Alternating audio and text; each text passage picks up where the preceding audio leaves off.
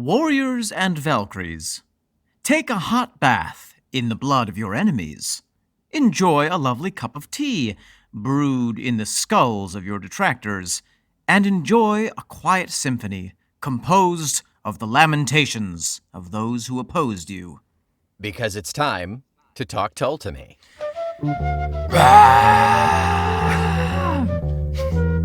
You just scream and then I'll auto-tune it to fit the Bourée song. Oh, yeah, that's awesome.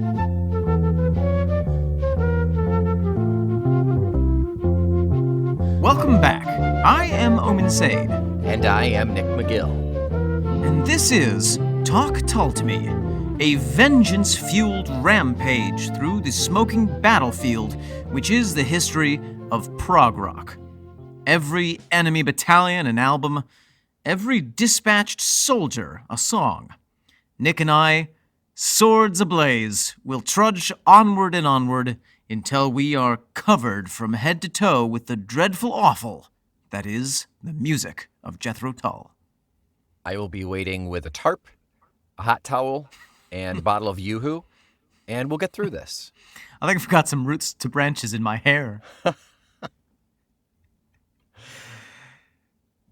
I got nothing. Omen.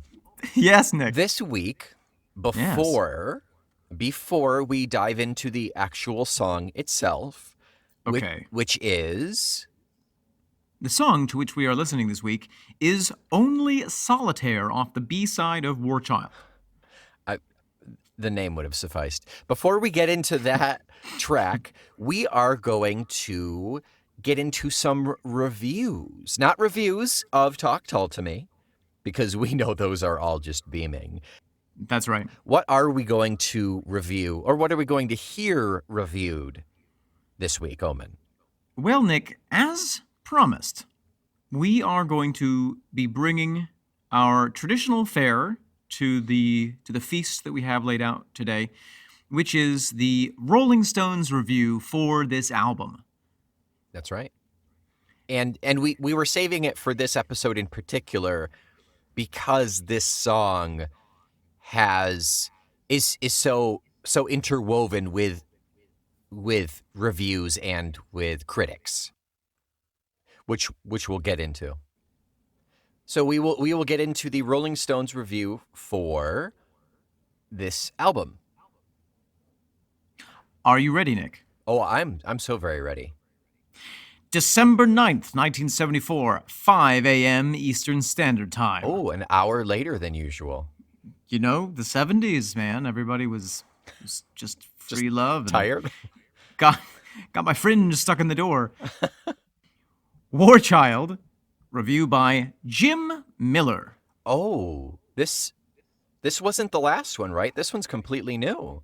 Yeah, they're dropping like bassists, Nick. That's a shame. Okay, go on. Ian Anderson, the guru and master musician behind Jethro Tull, had a good thing going. Ian would play the Pied Piper with his flute, dance about and dangle a leg, while his band ambled through snatches of convoluted but impressive jazz/rock jamming.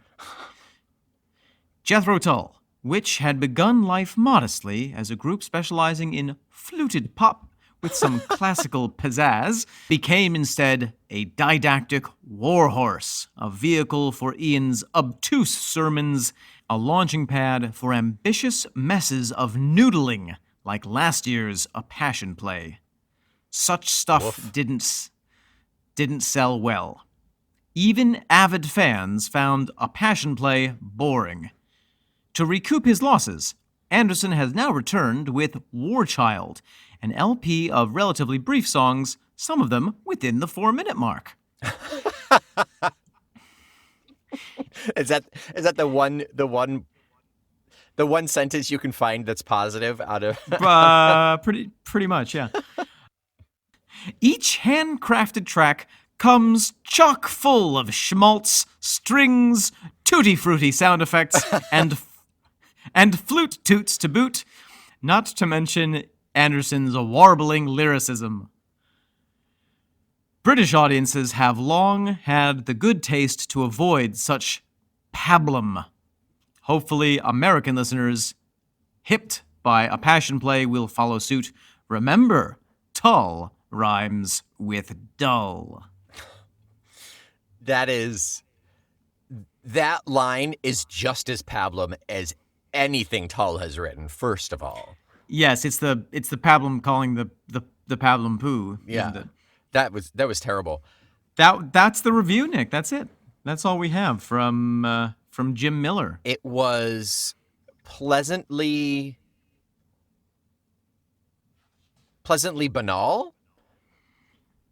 It was what I've come to expect in terms of reviews for Tull. In terms of its negativity. Yeah. But not in terms of its length. But that was the next part is I was going to say is that it's kind of a treat that it's not verbose and short. Yeah. I think Jim Miller finally took the advice of Shakespeare, who once said, "Brevity is the soul of wit," which reminds me of another thing. No, I get it. Nope. Okay. Moving on. So, Nick, do we have any other business to which we must attend before we dive into the song? That we do not. Let us go right into this bad boy. It's a quick little snippet. I think we can bounce right into Only Solitaire. Let's see what tutti frutti sound effects await us. Oh, I can't wait. on this track.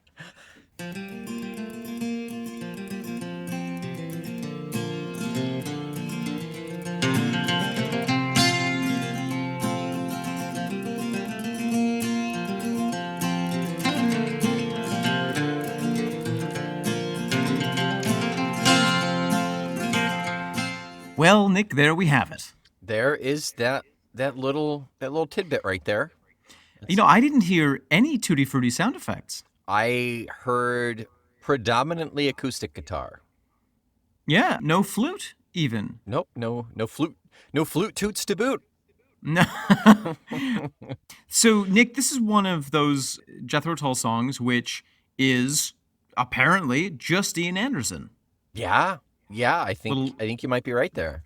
Little double track guitar, acoustic, little double voice, and voila. Yeah. It's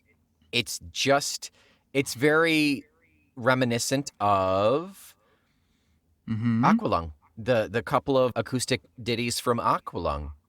And you know what it shares with those ditties? Aside from the acoustic guitar and Ian Anderson? Aside from the acoustic guitar and Ian Anderson, yeah. Then I don't know. A sense, in my mind, of honesty, and a sense of genuinity. Genuinity. Nope. No, I don't like it. But it's very grounded. It's very straightforward, and he sounds very. Even though it's a critique of a critique. Yep.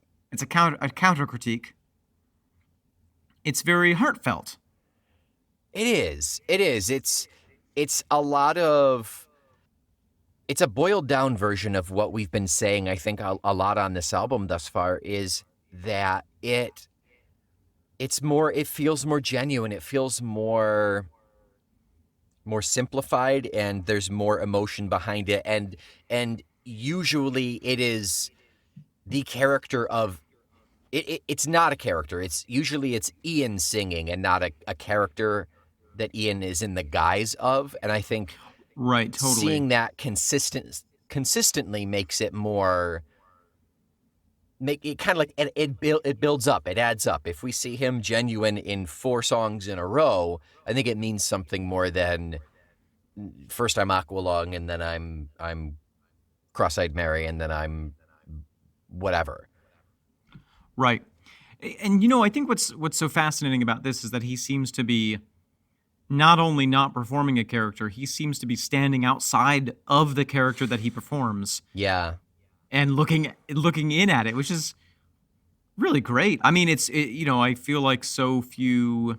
Maybe I'm wrong about this, but I feel like that's not a very common stance in lyricism in rock and roll. It's very. it's a very meta song. It's those songs that every now and then, it doesn't happen terribly frequently in Tull, but we have heard it in Tull. Every now and then the singer's like, yeah, we're the band and we're doing this for you, the listeners. There's an acknowledgement of I'm a human being and I'm doing something and you're listening to me talk about that. But I feel like that's usually within the character that the band is portraying. Okay. Rather than somebody stepping outside of it and being like, I see, I see that this is what I'm doing, and look at that, isn't that interesting? Yeah. Okay. Yeah. I suppose that in some sense that helps separate the human from the facade that is the flute player, Yeah. So, okay, I get that.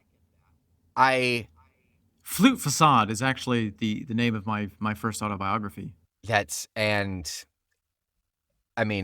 mom bought all of the copies. She bought both of the copies. I tried to get one from her, and she just wouldn't. No. She kept one in the original wrapping and had you sign the other, and I couldn't get it. Yeah. Nick, is there anything else that we want to talk about musically with this? I just want to express how freaking amazing a guitarist Ian is. I feel like this is better than Aqualung. Yeah. Better than his playing on Aqualung. I think really if we're not talking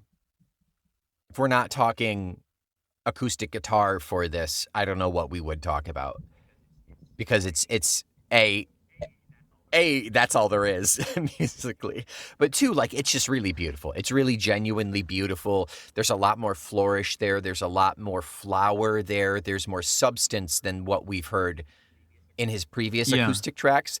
And that's not to put down the previous stuff, because I do like a really simple acoustic, but it's really nice to see that his chops have improved. Whether he could have done this four albums ago or not, we're just seeing it now. Well, I think he's just evolved. I think that, every album he becomes a better musician, and it's really exciting to hear on that level.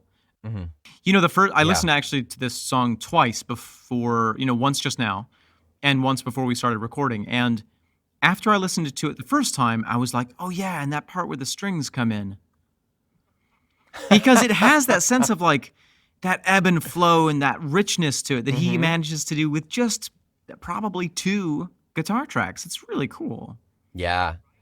Right. That's that level of depth that he really, really pulls off successfully. It is so layered. There's something like I want to say held back, but that's not exactly what I mean. Something relaxed about this. He's like playing really, really well, but he's not showing off at the same time. Yeah, it's very, I'm just going to sit here and noodle, and I just happen to be recording. Yeah, exactly.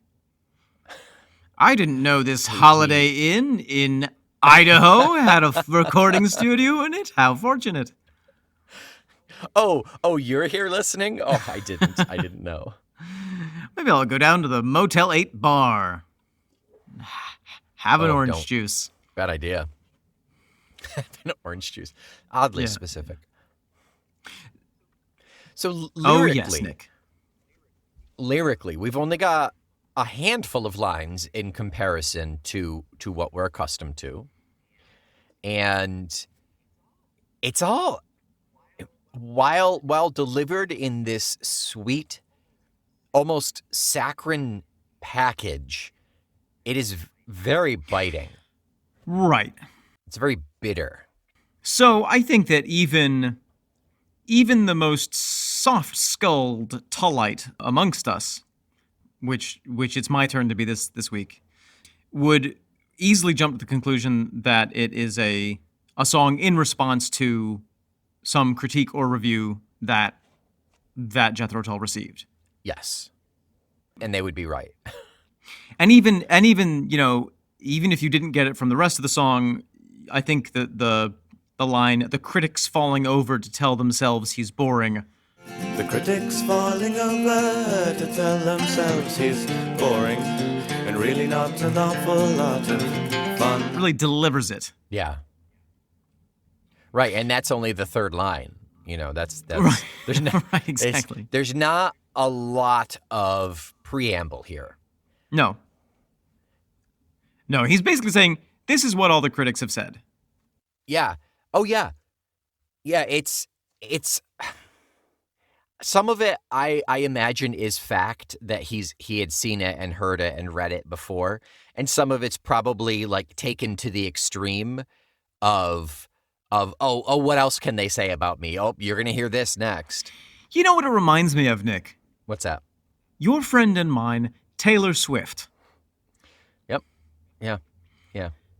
It does. Haters going to hate. Yes, exactly. Yeah. What's the line? I stay out too late, dum dum dum dum. Go on too many dates, dum dum dum dum dum. And that's what people say, boom dum boom. That's what people say, yeah. That's the bit that it reminds me of.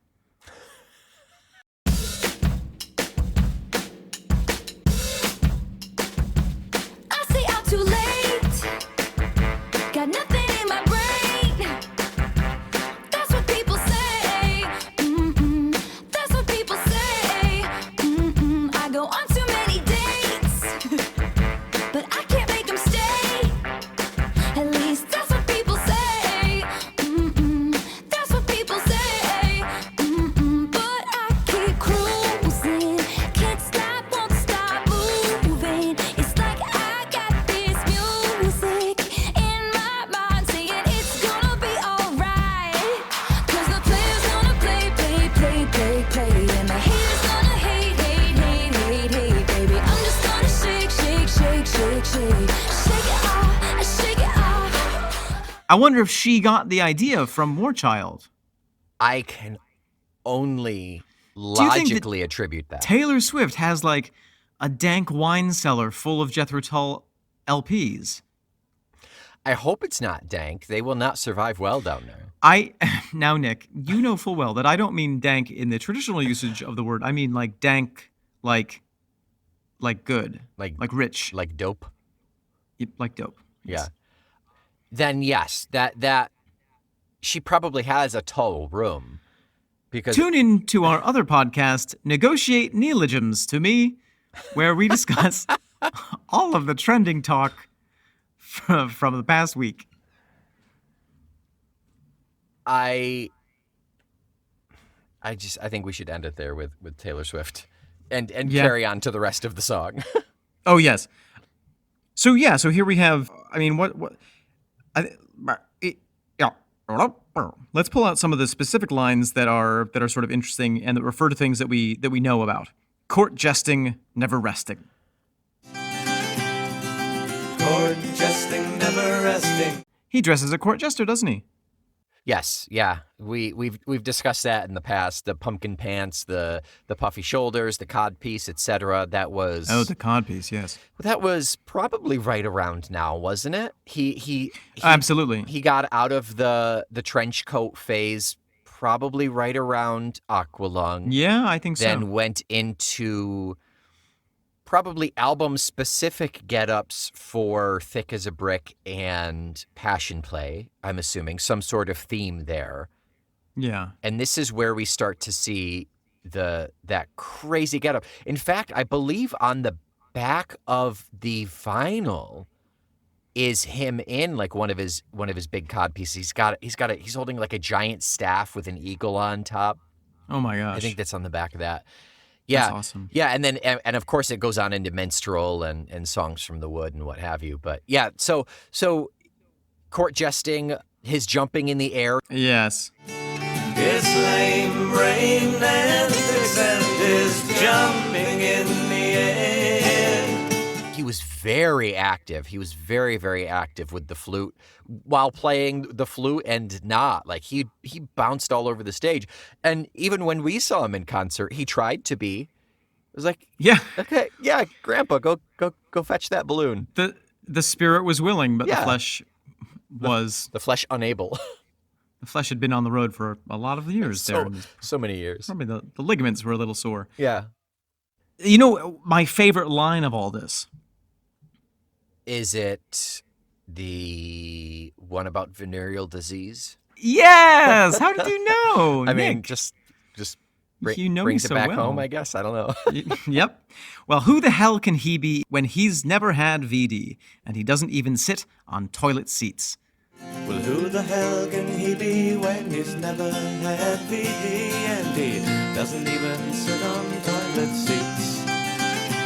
I just think that the rhyme scheme is so clever. I mean, actually, the rhyme scheme of the whole thing is really a lot of fun. Yes, it's nice. It's very nice.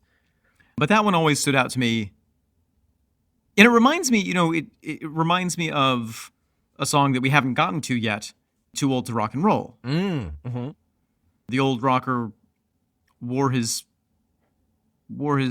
trousers, pants too long? No, the old rocker, something, drank his ale too light. The old rocker wore his hair too long, wore his trouser cuffs too tight, unfashionable to the end, drank his ale too light. You know, there's always this, I feel like there's this self-perception that Ian has that other people don't think of him as a real rock star because he doesn't do the things that other rock stars do. Right. That specific line, the VD one, is the one that I think he takes to the extreme and says, "Oh, what are they going to say next?" Yeah, You know. I think so. I can't imagine some critic somewhere had actually said that. No. But, I mean, when you contrast Jethro Tull with other bands that put out albums in 1974, the Rolling Stones was one of them, who were famously sexual and Oh, yeah. drug-doing. You know, so if you put the Rolling Stones up against Jethro Tull looked like a bunch of schoolboys on their way to their lessons. Yeah. Yeah, they had equal parts pageantry, but the pageantry of Tull was like nerdy Ren Fair kids, and the pageantry of the Stones was like tight leather jeans and no shirt, Yeah. you know. Yeah. Also, we have Tom Waits released "The Heart of Saturday Night." Oh, wow. Okay. One of his first. It's an early album for him, I believe, right? His second album. Second. Yeah. Okay. Yeah, good. That's a good solid one. And a lot of his character is based around this, hard living, heavy drinking, heavy smoking kind of drifter. Right. So he had a character himself. Yeah. Right. Eric Clapton released an album that year. Okay. At that point, he was solo, I believe. I think he was just Clapton. Yes. Steely Dan. Okay. Yeah. I mean, I don't think Tull was terribly rare in that they put out an album a year. I think most people generally tried to stick to that. They were certainly much more prolific then than a lot of musicians are now, it seems. Oh, absolutely. Look at LMAFO. They put out 2 albums and then they dipped. Party Yeah. Rock and then Sorry for Party Rocking. Is that the name of their second album? Yes. So that was their goodbye album. Yeah. They were apparently. like, listen, guys, we went too hard, Wait. and we actually don't encourage this lifestyle because we want to tell you that Party Rock is no longer in the house tonight. not. In fact, if you could avoid it at all costs, it would probably behoove you. I loved those songs. No, though. I know you did.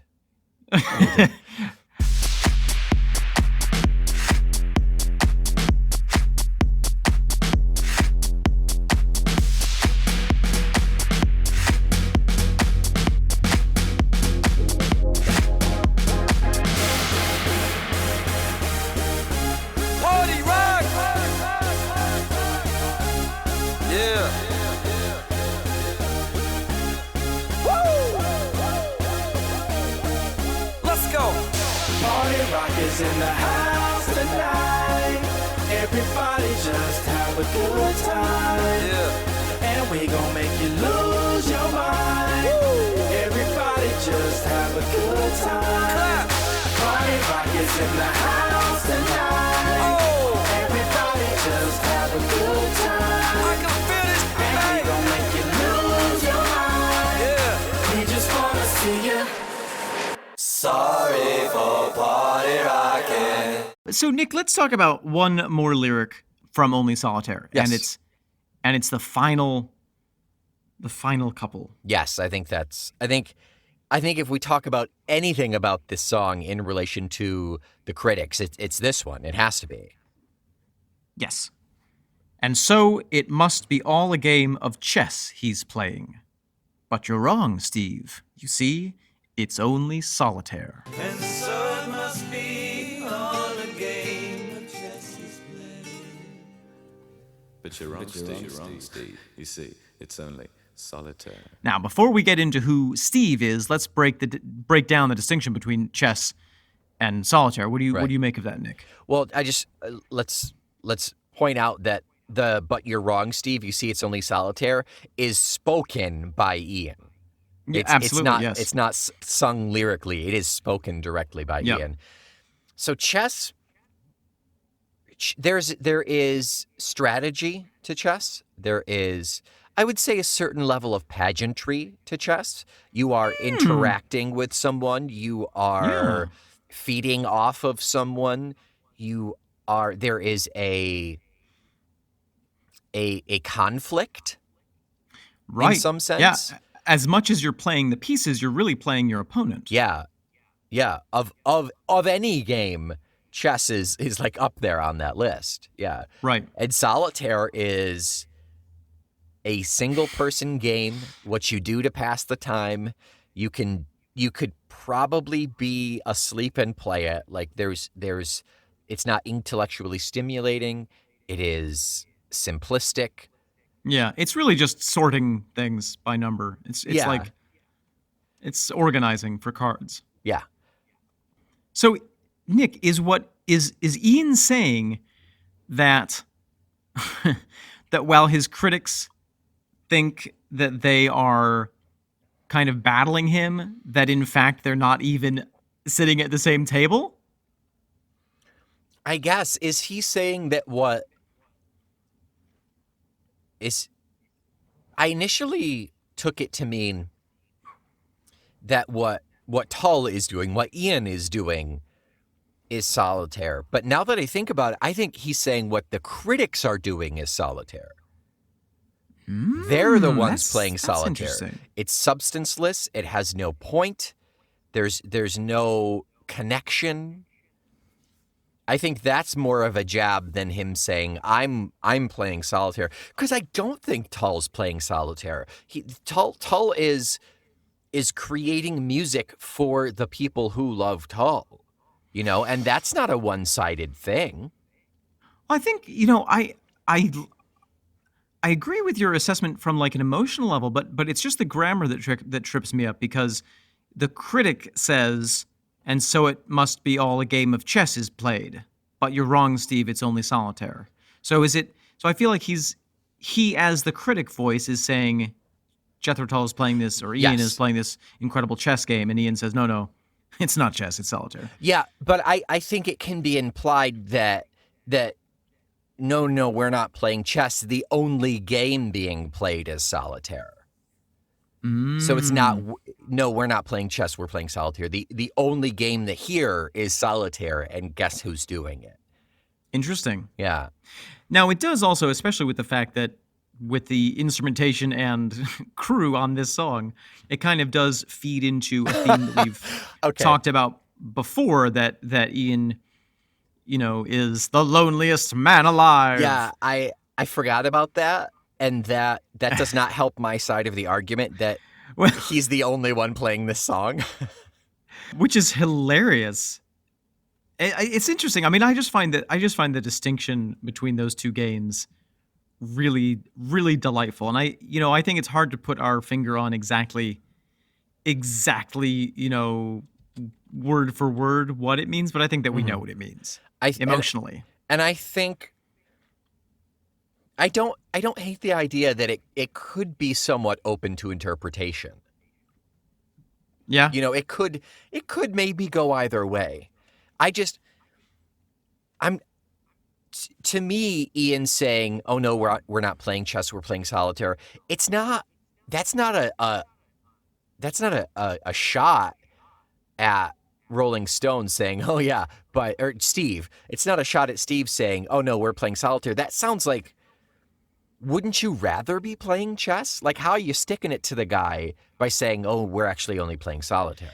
Well, it reminds me of, you're familiar, of course, with Avatar: The Last Airbender. I believe I am, as I'm your Avatar granddaddy. No, your Avatar papa.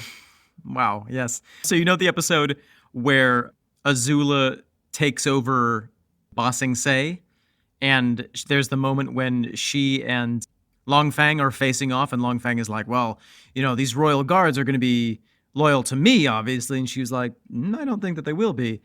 And eventually he folds, and he's like, you have beaten me at my own game, and she says, oh, please, you weren't even a contender. You've beaten me at my own game. Don't flatter yourself. You were never even a player. That's what it reminds me of. Okay. I feel like the critics are saying like, oh, Ian's so clever because he's playing this amazing chess game. And Ian's like, are you kidding? I'm playing a game that is completely aside from you. So the chess game is between Tull and the critics then? I think so. Oh, okay. So now it makes sense. Yeah. Okay. I'll give you that. Now it definitely makes much more sense that way. Just a little Avatar reference clears everything up. That's all it takes. As always. That's all it takes. Now, on to the question of who is this mysterious Steve? Who is Steve? Did Ian pick a random person? Out of the phone book while he was on a bus in the middle of Georgia? I guess we'll never know. Come back next week. No, so actually, it apparently refers to a specific review written by Mr. Steve Peacock. You know him. You love him. Stevie Peacock. Sounds like a children's show host. Steve Peacock. Hi, boys and girls. Are you ready to play a game of chess with Uncle Peacock? Oh, I took your pawn. We can't play with Ian today. He's playing solitaire. So, Nick, would you like to hear the review that is the direct impetus for this song? I would love to. The progenitor. No, that doesn't work. Yeah. Yeah, the impetus. Yeah, Inspiration. Hilariously, it's much longer than the actual song itself. So I will read excerpts from. Yes.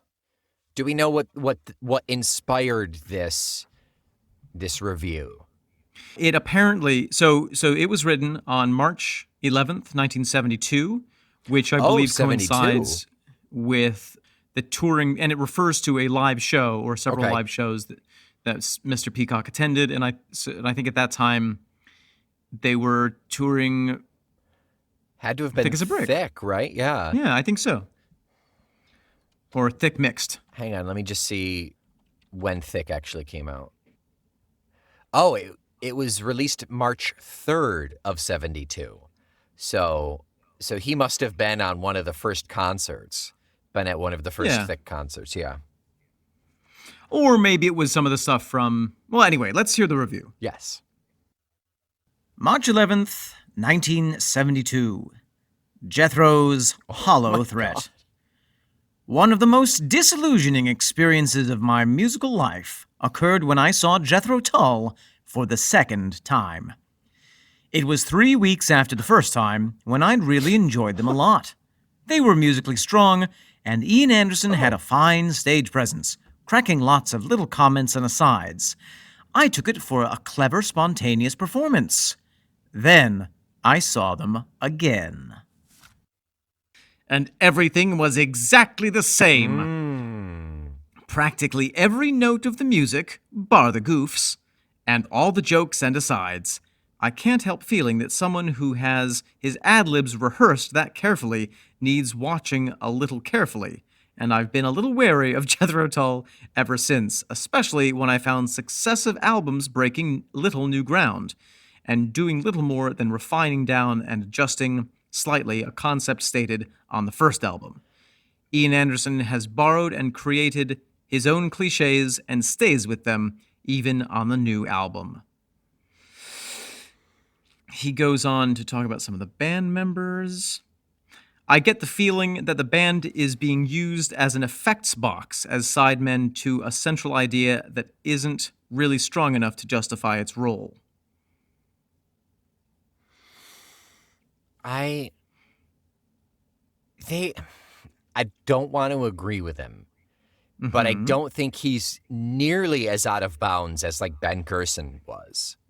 Do you want to hear another little tidbit? We'll finish it off. Yeah. The central idea is Ian Anderson's new monster work, Thick as a Brick, a long, related sequence of songs which reflects a bitter, cynical view of the world around him and the people who run it. Businessmen, the church, schools, you know the things. That obviously is a vast oversimplification of the work, but I think Ian Anderson, too, is guilty of oversimplification. Somehow Thick as a Brick sounds to me like a bit of an empty gesture, a hollow threat. There's nothing in there that hasn't been said before, though he does put it quite well. I don't find much in there to jolt me, to catch my imagination. Maybe these things need saying over and over again, but does it really need a whole album to say it? I think not, but doubtless thousands will disagree. Steve Peacock. The thing that strikes me about this, Nick, is that on the whole, it's not that negative a review. It's not. But the thing that I do find a bit ridiculous about it is that he's like, these entertainers who are professional musicians seem to have rehearsed too much. It's like, well, he was. The main complaint was that once you see one Tull show, you've seen them all, and honestly, like I get that. Yeah, I think that's a valid point, but also I feel like there are different rock and roll bands. I mean, if you go to an Ozzy Osbourne concert, is that a musician who fits this parallel? Then you might, find crazy things happening, biting the heads off bats and whatnot. At that era, yeah. And you never know what might happen. Somebody might set a guitar on fire. Somebody might mosh in a pit. I'm not sure. I'm sorry. Is this pit reserved for moshing? Can I mosh here? I have brought my moshing vestments. And his complaint is that they're consistent. I have a hard time seeing the validity of that as a critique. And maybe that's my theater background showing, where consistency is sort of the goal in a lot of cases. Well, there is a semblance of the off the cuff banter that you are led to believe if you see them once every 3 or 5 years, whatever, is off the cuff banter. Right. It's a bit jarring to see that it's go-to. It's stock dialogue that is essentially acted. I get that. I understand that. I do. But Tull tours every single day. I know. It's like for 300 20 performances a year. Yes. So at this point, Ian's on his 1,000th performance or more? Absolutely. 1,500th performance, perhaps? Yeah. So I can't blame Ian either. I think the reason that Ian was obviously so pissed off about this, enough so that he wrote a specific song retaliating toward it, is that it seems like a very personal attack. And for me, it's that, Steve Peacock doesn't like the kind of person that Ian Anderson is, which is somebody who knows what works in front of a crowd and executes it in a way that he knows is going to work. I mean, he's not Led Zeppelin. He's not the Rolling Stones. He's not some drugged out, super spontaneous person. Yeah. Yeah. He's it's also a testament to what has made Tull last so long. He knows what works and he can do it well. And he can do it consistently enough without hurting himself. Like, that's the other thing. That's like, you know, when you talk about repeatability in theater, part of the reason for that is safety. Yeah. Right. And, you know, the more consistently that you do something, the more durationally you can do it. Yeah. If you're improvising every single night, unless you are, you know, one of these kind of geniuses who really does have that ability to be super in the moment all the time and to just sort of be a genius of comedy, then it's really hard to like produce that consistently. Yeah. It's a matter of control. Exactly. Yeah. And the nice Scottish boy who grew up in Blackpool is not, you know, and was never expected to be, I feel like, some kind of comic improv genius. Yeah. Yeah, I understand where Steve is coming from, but it's not like you were handed a playbill saying a night of spontaneous entertainment with Jethro Tull. You know, you Right. You went there with those preconceived notions. Exactly. And that's on you. And he does admit that it's all well done. True. I mean, he does give him that. Yeah. I wonder if at this point the expectation came from knowing that the band had a history in jazz, which does have a heavy tradition of improvisation. Right. And we've seen those bits and bobs that have been quote unquote improvisation in Tull that become by rote memorization after a while. It's the same Absolutely. thing, whether it's Martin's guitar solo in Aqualung or Ian's banter just after Martin's guitar solo in Aqualung. Right. It's a show. It's a show, dude. Exactly. And I think, you know, any of those spontaneous bands that put on quote unquote a different show every night are also rehearsed. Like, it's also an act. Yeah. It's just that maybe Yeah. some people are better at covering it and maybe change up their material more often. Right. Unless you genuinely get a group of insanely well-trained improvisers, Right. But who then also it's hard. happen to be in a band. Right. You know? Then it's hard to keep them off the cocaine, isn't it? Oof. Yep. Yeah. Who's the lead of Rolling Stones? Mick Jagger? Yeah. I think it was Jagger who, at a concert one time in the late 70s or early 80s, he got a school kid handed him a book to autograph, and Mick Jagger took it, and it was a chemistry book.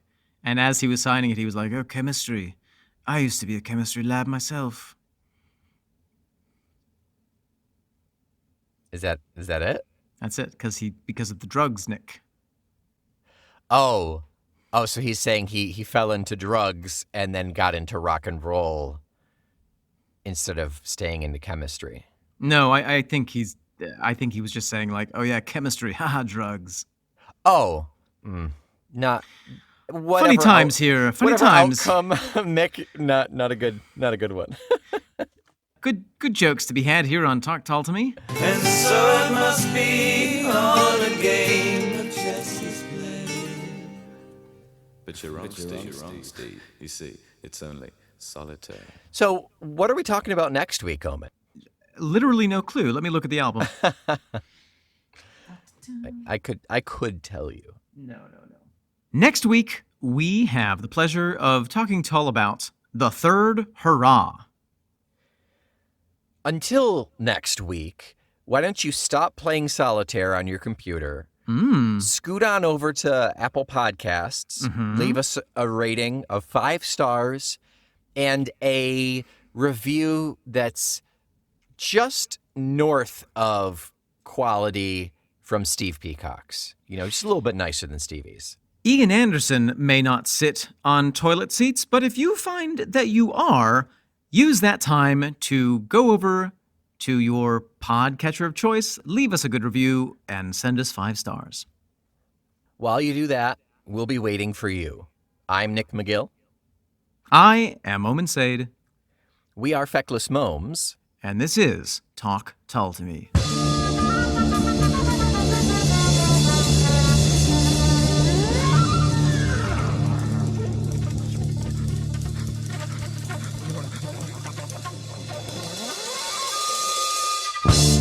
betrayal of Talk Tull to Me by Steve Gerson. One of the most disillusioning experiences I've ever had listening to podcasts was the second episode of Talk Tull to Me that I listened to.